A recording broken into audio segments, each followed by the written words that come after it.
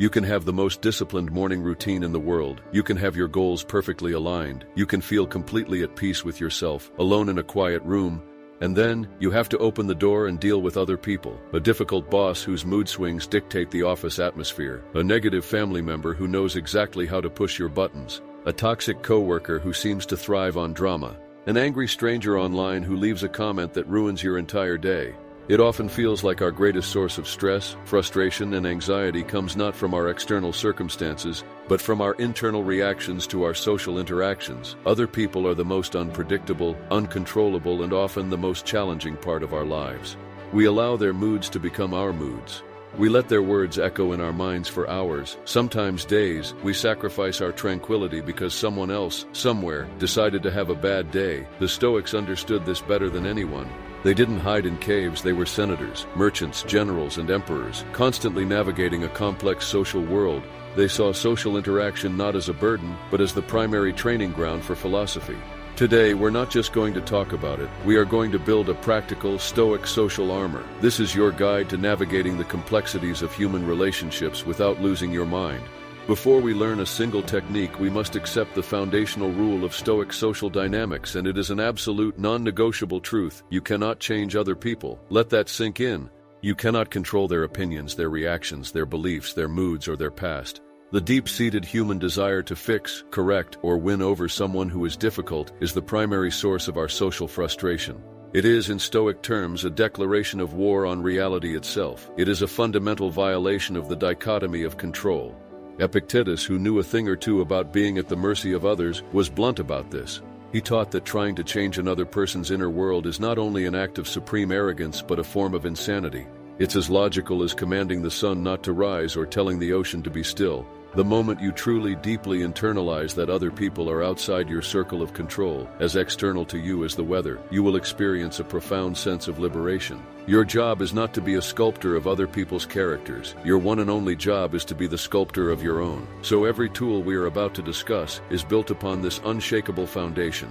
These are not techniques to manipulate, persuade, or change others. They are techniques to manage yourself, your perceptions, and your responses in the presence of others, so that you can maintain your own integrity, your own character, and your own inner peace no matter who you are dealing with. You stop trying to move the statue and instead you master the art of navigating around it. Before we learn a single technique, we must accept the foundational rule of Stoic social dynamics, and it is an absolute, non-negotiable truth. You cannot change other people. Let that sink in. You cannot control their opinions, their reactions, their beliefs, their moods, or their past. The deep-seated human desire to fix, correct, or win over someone who is difficult is the primary source of our social frustration. It is, in Stoic terms, a declaration of war on reality itself. It is a fundamental violation of the dichotomy of control. Epictetus, who knew a thing or two about being at the mercy of others, was blunt about this. He taught that trying to change another person's inner world is not only an act of supreme arrogance but a form of insanity. It's as logical as commanding the sun not to rise or telling the ocean to be still. The moment you truly, deeply internalize that other people are outside your circle of control, as external to you as the weather, you will experience a profound sense of liberation. Your job is not to be a sculptor of other people's characters. Your one and only job is to be the sculptor of your own. So every tool we are about to discuss is built upon this unshakable foundation. These are not techniques to manipulate, persuade, or change others. They are techniques to manage yourself, your perceptions, and your responses in the presence of others, so that you can maintain your own integrity, your own character, and your own inner peace, no matter who you are dealing with. You stop trying to move the statue and instead, you master the art of navigating around it. Our first tool is proactive, not reactive. It's about building your shield before you even step onto the battlefield. It's the social application of premeditatio malorum. Before you enter any potentially difficult social situation, you take a moment to prepare for it. Let's make this practical. You have a performance review with a boss you know is overly critical. The untrained mind enters hoping for the best, completely unprepared for the worst. The Stoic mind enters prepared for reality. Before you even walk in, you take 60 seconds. You anticipate. My boss will likely focus on my one mistake, not my 10 successes. They will probably be impatient. They might compare me unfavorably to a colleague. Now, listen carefully. This is not negative thinking. This is strategic foresight. There's a huge difference. Negative thinking is a passive worry loop. Oh no, what if they're mean? What if I get a bad review? Strategic foresight is an active preparation. Okay, when they focus on the mistake, I will not be defensive. I will listen calmly and ask for specific feedback. I will have my successes documented and ready to present. By anticipating the difficult behavior, you strip it of its greatest weapon, surprise. Surprise is what fuels our emotional knee-jerk reactions. When you expect your relative to make that same passive-aggressive comment they always make, and they do, your reaction isn't a surge of anger. It's a quiet internal nod. There it is, right on schedule. And because you were prepared, you can respond with the calm, measured grace you decided on beforehand. As Marcus Aurelius wrote, the best revenge is to be unlike him who performed the injury. The best way to be unlike an angry, irrational person is to be prepared, calm, and rational yourself. This morning armor doesn't just protect you, it allows you to be your best self when others are at their worst. This tool is perhaps the most advanced, but also the most transformative. It shifts your entire perspective on why people act the way they do. When someone acts badly towards you with malice, cruelty, or simple ignorance, the Stoics ask you to pause and look for the root cause. And they argue that the root cause is never you. Marcus Aurelius wrote constantly in his journal, reminding himself, when someone does you wrong, immediately consider what notion of good or evil they had in doing it. He understood a profound truth about human nature. No one does wrong willingly. People act badly because they are fundamentally mistaken about what is good for them. They are acting from a place of ignorance. The person who lies does so because they mistakenly believe deception is the best way to protect themselves. The person who is arrogant does so because they mistakenly believe superiority will bring them happiness or security. The person who insults you does so because they mistakenly believe that diminishing you will elevate them. They are, in a word, suffering. They are patients afflicted with the disease of bad judgment.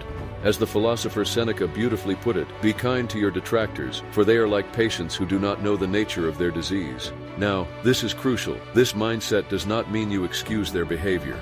It does not mean you become a doormat. You can still set boundaries. You can still protect yourself. You can still hold people accountable. But it changes your internal response.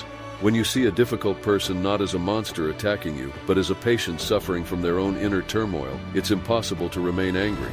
Anger is replaced by a form of compassionate, detached understanding. You realize their behavior is a reflection of their brokenness, not a measure of your worth, and from that place of calm, you can respond far more effectively.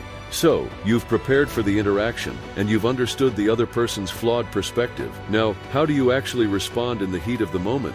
Your third tool is the filter of virtue. Before you speak or act, you must pass your intended response through the 4 Stoic virtues. It's a mental checklist to ensure you act from your higher self, not your base instincts. Before you type that angry reply, before you utter that sarcastic comment, before you slam that door, you pause and ask, first, is this response wise? Is it based on a clear view of reality and logic? Or is it just my ego reacting to a perceived slight? Will this action likely lead to a better or worse outcome? Second, is this response just? Am I treating this person fairly, as a fellow human being who makes mistakes just as I do? Or am I being vindictive? Third, is this response courageous? Sometimes courage means speaking a difficult truth calmly and respectfully. Other times, and often more difficult, it means having the courage to remain silent when you know words will only add fuel to the fire. And fourth, is this response temperate? Is it measured? Is it self-controlled? Is it free from excessive anger, fear, or desire? This 4-part filter forces you to take that crucial pause. That pause is everything. It is the space between stimulus and response where your freedom lies. Almost every social regret we have comes from reacting impulsively from a place of emotion. The filter of virtue ensures your response is a conscious choice, not a blind reaction. Your goal is not to win the argument. Your goal is to leave the interaction with your own character and self-respect fully intact, regardless of how the other person behaved. Our final tool is perhaps the most misunderstood, yet often the most powerful: strategic silence. We live in a world that demands a reaction to everything. We feel compelled to have an opinion, to clap back, to have the last word. The Stoics taught the opposite. They knew that sometimes the strongest, wisest, and most powerful response is no response at all. Cato the Younger, the Stoic senator we profiled, was famous for his powerful silences in the Roman Senate. When his opponents hurled insults at him expecting a fiery debate, Cato would often remain completely silent. His silence was not weakness, it was a statement. It said, "Your words are so beneath a rational response that they do not merit my time or my breath." It drove his enemies mad, because it robbed them of the fight they so desperately wanted. You do not have to attend every argument you're invited to. Not every email needs a reply. Not every insult deserves your attention. Choosing silence is a profound act of self-respect. It declares that your inner peace is more valuable than winning a pointless battle. Before you engage, ask yourself, is my response truly necessary? Will it improve the situation? If the answer is no, then silence is your most powerful tool. It conserves your energy, protects your tranquility, and often de-escalates a situation more effectively than the most brilliant argument. It is the ultimate power move because it shows you are in such complete control of your inner world that nothing from the outside can force you into a reaction against your will. So this is the Stoic art of dealing with people, your complete social armor. Prepare for them with proactive expectation. Understand them with compassionate analysis. Respond to them through the filter of virtue.